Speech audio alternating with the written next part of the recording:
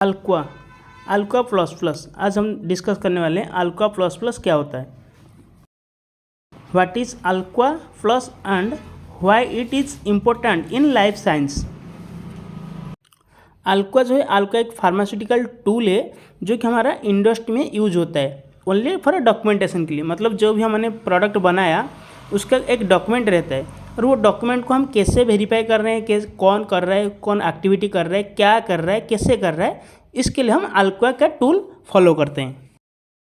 First आता है हमारा ए फॉर एट्रीब्यूटेबल। एट्रीब्यूटेबल मतलब ये होता है who, where, what and why. मतलब किसने किया, क्यों किया, कब किया। जैसे कि मान लो एक एक्टिविटी कोई कर रहा है तो उसी एक्टिविटी को किसने किया तो उसका साइन होता है, और कब किया, कौन सी तारीख में किया तो उधर डेट होता है। इधर इससे पता चलता है कि इसी काम को इसी सिग्नेचर ने, जो जिसका मतलब सिग्नेचर है उसी पर्सन ने काम किया है, और उस उधर उसका डेट होता है, जो तारीख होता है उससे पता चलता है उसने कब किया है। और जो भी एक्टिविटी करता है उसके नीचे साइन होता है तो वो पता चलता है क्या किया है, उसने कौन सा वर्क किया है। ये था एट्रीब्यूटेबल। इसके बाद आता है L for legible. Legible means readable and permanent.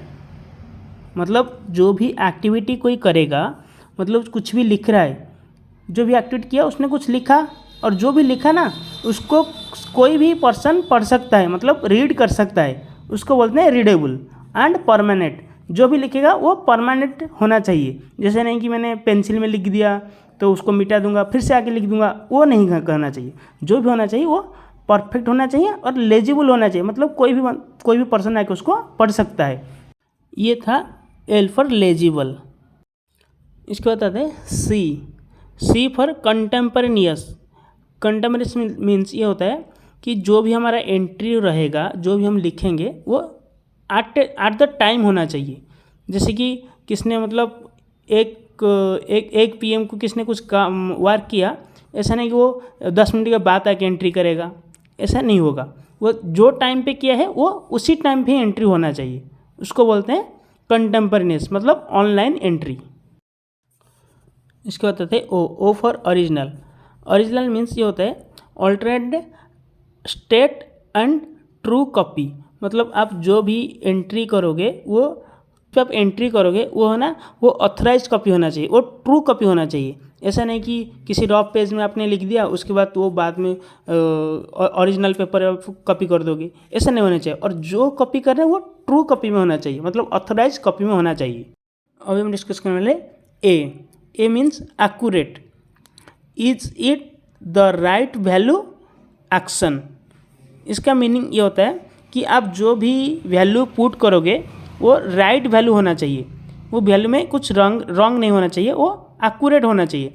जैसे कि कुछ कैलकुलेशन किया, वो कैलकुलेशन होने के बाद कुछ हमारे पास एक ऐसे वैल्यू आएगा कि 1.6 आएगा, तो आपको 2 नहीं लिखना है, वो 1.6 ही लिखना है, इक्विवेलेंट नहीं करना है। जो एक्यूरेट आया है उसको एक्यूरेट ही वही लिखना है। यह था हमारा अल्क्वा का मीनिंग। लेकिन अल्क्वा के साइड में जो प्लस लगाया हमने उसको बोलते हैं अल्क्वा प्लस। अल्क्वा में प्लस इसलिए जुड़ा गया है कि जब हमारा ऑडिट होता है, ऑडिट के टाइम पे जैसे कि ऑडिटर आके कुछ डॉक्यूमेंट मांगता है तो उसी टाइम में हमारे पास डॉक्यूमेंट अवेलेबल नहीं होता है, और होता है तो कुछ किसी में हमारा कंप्लीट नहीं रहता है, तो इसीलिए हमारा ये अल्क्वा के साथ ये प्लस जुड़ा गया है। अब हम डिस्कस करने वाले हैं प्लस व सी प्लस के बारे में। First C meaning complete. Is all information available. इसका मीनिंग ये होता है कि हम जब कुछ डॉक्यूमेंट शो करने जा रहे हैं तो ऐसा नहीं होना चाहिए कि वो डॉक्यूमेंट में कुछ मतलब डाटा क्लियर नहीं है, नहीं तो कुछ डाटा अवेलेबल नहीं है, नहीं तो उसमें से कुछ पेज अवेलेबल नहीं है, ऐसा नहीं होना चाहिए। जब भी हम कुछ डॉक्यूमेंट निकाल रहे हैं, किसी को शो करने जा रहे हैं, तो हमारे पास वो सब कुछ अवेलेबल होना चाहिए, वो होता है सी व कंप्लीट। उसके बाद आता है C for consistency. Is the sequence correct. इसका मतलब ये होता है तुम्हारे पास जो भी डॉक्यूमेंट्स अवेलेबल है वो एक सीक्वेंस वाइज होना चाहिए। ऐसा नहीं कि 1 नंबर के पेज है उसके बाद 10 नंबर की पेज आ गया, उसके बाद 12 नंबर की पेज आ गया, ऐसे नहीं होना चाहिए।